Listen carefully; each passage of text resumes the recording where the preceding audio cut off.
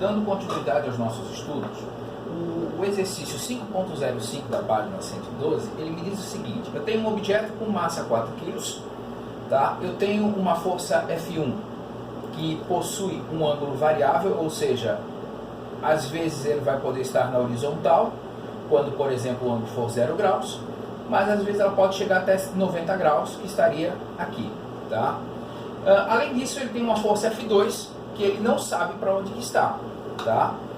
Então, aí agora ele pede, se a força F1 estiver com um ângulo de 180 graus, tá? Quanto que vai valer a aceleração do bloco? Então vamos pensar o seguinte, nesses dois casos que nós temos aqui, deixa eu só levar aqui um pouquinho para cima, tá?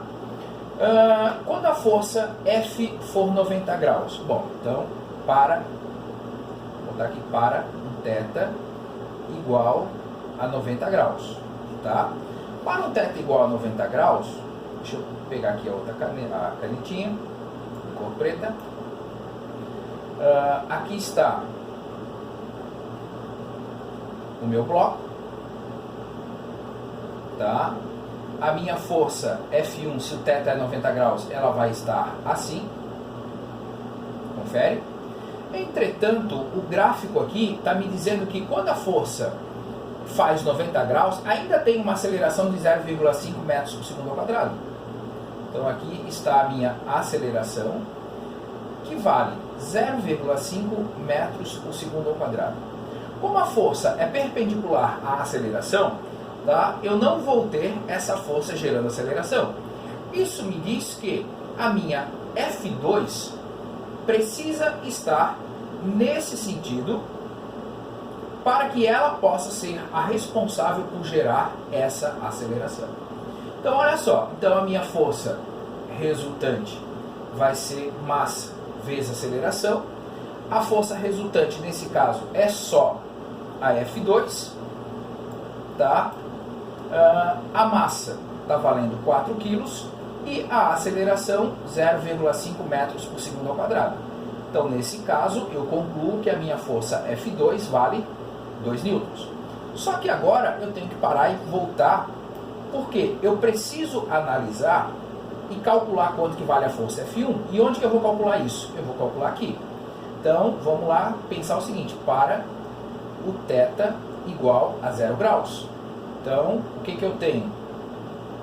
Aqui, novamente, eu tenho o meu objeto, tá? Eu já sei que a minha força F2 é para lá e vale 2 newtons, tá? A minha força F1 agora também é para cá, certo? Mas eu não sei quanto é que ela vale, tá? Porque agora eu vou analisar no caso de 0 graus. E aí eu sei que a aceleração ela vai estar valendo, nesse caso, 3 metros por segundo ao quadrado, tá? Feito tudo isso, opa, tu fica aqui, tá? Feito tudo isso, eu vou aplicar a segunda lei de Newton. Fr igual a m vezes A. Como as duas forças estão no mesmo sentido, então vai ficar o quê? F1 mais F2 igual a massa vezes aceleração. F1 eu não sei. O F2 calculei no item anterior, 2 newtons. A massa é 4 kg e a aceleração agora está valendo 3 metros por segundo ao quadrado. Olha o que eu estou falando aqui, ó, 3 metros por segundo ao quadrado. Tá? Bom, então quer dizer que essa minha F1 vai ser 4 vezes 3, 12, menos 2 que vem do lado de lá. Então a minha F1 vale 10 newtons. Bom, agora eu posso terminar e pensar o que vai acontecer quando essa força F1 for 180 graus. Então aqui está o meu objeto, tá? Eu sei que a minha força F2 é fixa para cá e vale 2 newtons, tá? Se a força F1 faz 180 graus, ela vai estar para cá. E ela agora, a gente já sabe que ela vale 10 newtons. E aí ele quer saber a aceleração. Pois bem, então vamos pensar o seguinte. Se essa força é maior do que essa, a minha aceleração vai estar para cá, tá? Então, se eu aplico força resultante é igual a massa vezes aceleração, tá? O que eu vou obter? Força resultante F1 menos F2, tá? E vai ser massa vezes A, 10 menos 2, igual a 4 vezes A, subindo mais um pouquinho, tá? 8 sobre 4. Então a minha aceleração vai valer 2 metros por segundo ao quadrado. Bom, agora vamos dar um pouquinho de atenção. Presta atenção no seguinte, eu vou só reduzir aqui um pouquinho o tamanho do desenho. Com esse desenho explicativo e tendo essa aceleração, não tem como dizer que você não me explicou para onde está a aceleração, certo? Agora, se você quer manter o mesmo sentido aqui do gráfico, é óbvio que a aceleração aqui, já que o gráfico o tempo todo adotou positivo para lá, a minha aceleração vai valer menos 2 metros por segundo ao quadrado. Tá? Mas com esse gráfico explicativo aqui, isso aqui ele é dispensável no meu ponto de vista. Tá ok? Pois bem, agora o próximo exemplo que a gente vai estudar diz respeito ao caso típico do elevador. Tá?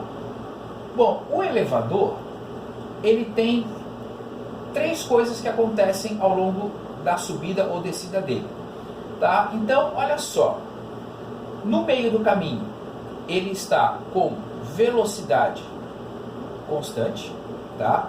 E se ele está com velocidade constante, eu tenho que pensar o seguinte, por exemplo, se tem uma pessoa aqui dentro do elevador, tá? Sobre essa pessoa vai estar atuando a força gravitacional ou a força peso, né? E além disso, vai estar atuando, deixa eu colocar aqui o amarelo, a força normal, que é a força que o piso do elevador faz sobre a pessoa. Se ele está com velocidade constante, eu tenho aqui a força normal, eu tenho aqui a força gravitacional, tá? Com velocidade constante, a força resultante tem que dar zero, tá? E se a força resultante tem que dar zero, a soma das duas tem que dar zero. Ou seja, força gravitacional menos força normal tem que dar zero, ou força normal menos força gravitacional tem que dar zero. Independente de qual caminho você assumir, tá? Você vai chegar à conclusão de que a força normal precisa ser igual à força gravitacional. Então, pensando nos casos típicos onde eles colocam uma balança, tá? Nesse caso aqui, a leitura da balança vai ser exatamente o peso da pessoa, tá? Mas agora, o que acontece, tá? Quando ele está chegando lá em cima? Situação 1 que eu vou chamar. E aí vamos pensar aqui na situação 1, tá? Então, na situação 1, nós podemos ver duas coisas. Aqui está o meu elevador, aqui está a pessoa. Novamente, eu vou ter, continuo tendo, né, a força normal, tá? Continuo tendo a força gravitacional, tá? E podemos ter aqui duas situações. Eu posso estar terminando a subida. Terminando a subida significa dizer o quê? Que ele está com uma velocidade para lá, tá? E eu quero parar. Se eu quero parar, a minha aceleração tem que estar para cá, tá? Eu posso pensar na situação de estar iniciando uma descida. Estar iniciando uma descida significa dizer que a velocidade dele é zero, e para eu pôr esse objeto em movimento, a minha aceleração vai ter que ser para cá. Você consegue perceber que tanto aqui quanto aqui a aceleração possui a mesma direção e sentido? Tá? Então, quando eu vou aplicar, nesse caso aqui, a segunda lei de Newton, força resultante é igual a massa vezes aceleração, forças opostas subtraem, tá? Então a minha força resultante vai ser força gravitacional, que está para o mesmo lado da aceleração, menos a força normal, que é igual a massa vezes aceleração. O meu objetivo aqui é calcular a minha força normal, porque a força gravitacional ela é constante. Então, se você faz os algebrismos necessários, você chega à conclusão de que a minha força normal é igual à força gravitacional menos m vezes a. Perceba o seguinte, a força normal ela vai ser menor do que a força gravitacional. Então, por isso é que vai te dar aquele friozinho na barriga. Lembra lá Big Tower, tá? Quando você começa a descer com uma aceleração muito próxima da gravidade, né? Você sente aquele friozão na barriga que está te incomodando. Então, quer dizer que a força normal, nesse caso, é menor do que a força gravitacional, tá certo? Bom, outro caso que a gente tem é quando a gente está pensando na possibilidade de chegar aqui embaixo, que é o caso 2. Bom, então o caso 2, nós vamos ter as mesmas considerações que nós fizemos ali. Então lá está o meu elevador, lá está a minha pessoa, tá? Essa pessoa está sobre ela a força normal, tá? Tá sobre ela a força gravitacional e pode estar iniciando a subida. Iniciando a subida quer dizer que a velocidade é zero e a aceleração é para cima, tá? Ou ela pode estar terminando uma descida. Ou seja, ela está com velocidade para cá, mas para eu parar, a minha aceleração tem que ser oposta, tá? Novamente, o que acontece? A aceleração para começar uma subida ou terminar uma descida é igual, tá? Então, se eu vou lá e aplico que força resultante é igual a massa vezes aceleração, quem é a força que está no mesmo sentido das acelerações? É a força normal, menos a força gravitacional que está ao contrário, igual a m vezes a. Perceba que agora a minha força normal ela vai ficar a força gravitacional mais alguma coisa, tá? Isso significa dizer que quando eu estou chegando lá embaixo, a força normal vai ser maior do que a força gravitacional. Quer seja quando eu inicio uma subida, quer seja quando eu estou terminando uma descida, tá certo? Então você tem que tomar cuidado que basicamente esses são os passos que eu tenho na análise de um movimento de um elevador, tá? Então, na questão 5.06, a letra A, ele pede para você escrever a equação que expresse a leitura da balança em função da aceleração. Acabamos de fazer isso, né? Na letra B, qual é a leitura da balança se o elevador está parado ou está se movendo com uma velocidade constante? Então, olha só. Tá? Se ele está parado ou com velocidade constante, a força resultante é zero. Então, a força normal é igual a força peso ou a força gravitacional. Tá? Se ele está indo para cima com aceleração de 3,2 metros por segundo ao quadrado, para cima eu vou ter normal menos peso. Vamos lembrar que para cima, tá? Aqui está o meu elevador, ok? Aqui eu tenho a minha força normal. Para cá eu tenho a minha força gravitacional, tá? E a minha aceleração é para cima, tá? Então eu tenho que lembrar que essas duas estão na mesma direção e sentido. Então por isso que a força resultante, que é igual a massa vezes aceleração, vai ficar força normal menos força gravitacional igual a massa vezes aceleração. Aí como você tem a aceleração, que é 3,2, né, você consegue chegar ao valor dela. E se essa aceleração é para baixo, eu tenho o quê? Peso menos normal, né?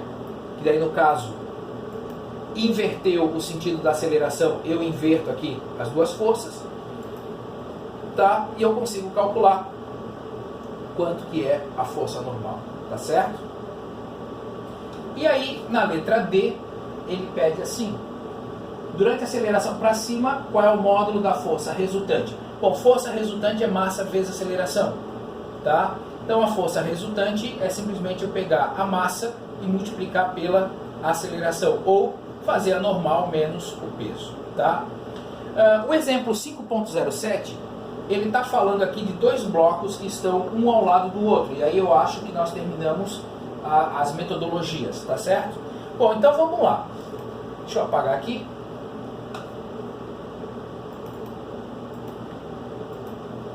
Então eu tenho, aqui está o solo, aqui está, deixa eu só copiar na ordem aqui, o bloco A, tá? Aqui está coladinho a ele o bloco B, tá certo? E aí eu tenho uma força que empurra esses dois blocos para lá, tá? O enunciado vai me dizer o seguinte, que essa força possui 20 newtons, essa força AP ela tem 20 newtons, tá? O bloco A tem massa 4 kg, o bloco B tem massa 6 kg,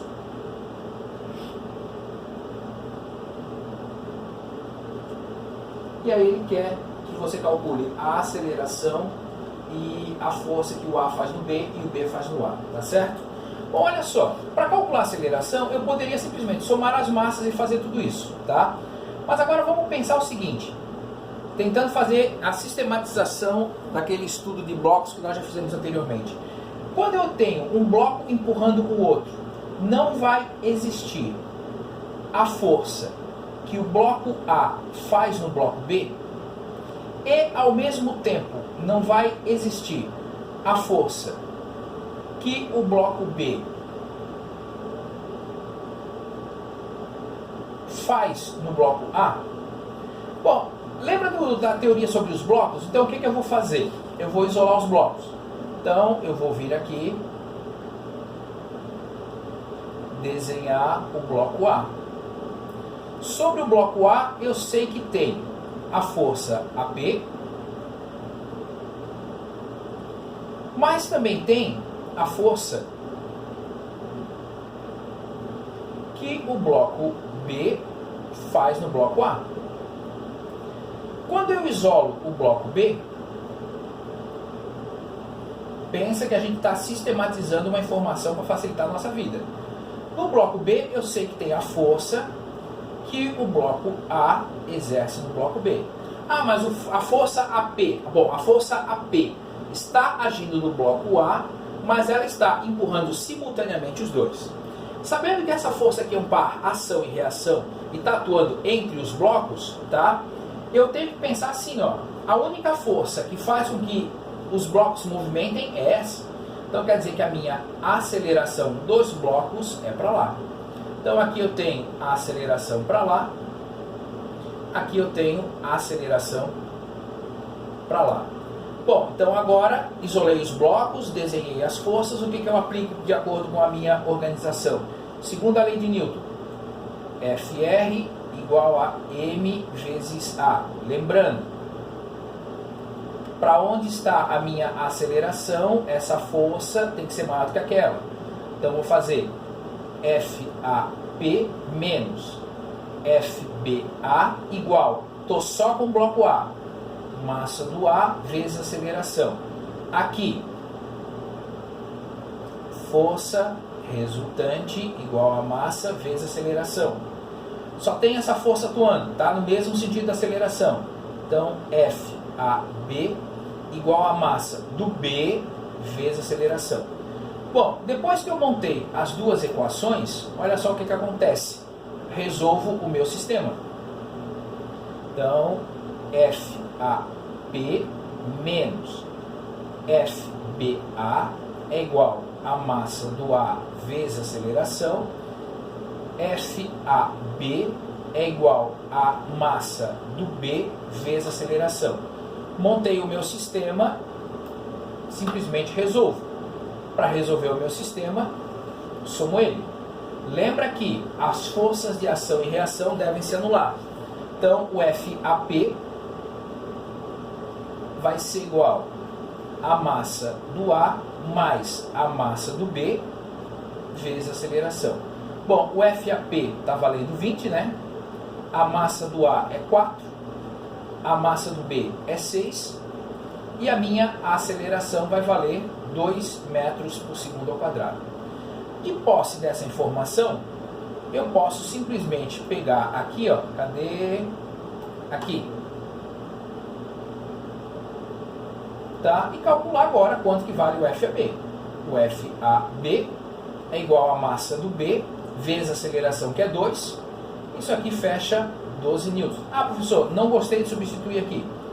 Quero substituir aqui. Então vamos lá. Tá? Então aqui o FAP vale 20, FBA eu não sei, massa do A vale 4 e a aceleração vale 2. Você consegue perceber que você vai terminar num 20 menos 8? Tá? Que vai fechar exatamente os mesmos 12 newtons, ok? Pessoal, com isso nós terminamos todas as metodologias de resolução de exercício do capítulo 5, tá? E a minha sugestão para você é muito simples. Sempre que você tiver blocos, faça eles passo a passo, tá? Sempre pensando, primeiro desenha as forças, depois isola os blocos, aplica a lei de Newton, resolve o sistema. Isso vai facilitar muito a sua vida. Grande abraço para você, tchau, tchau.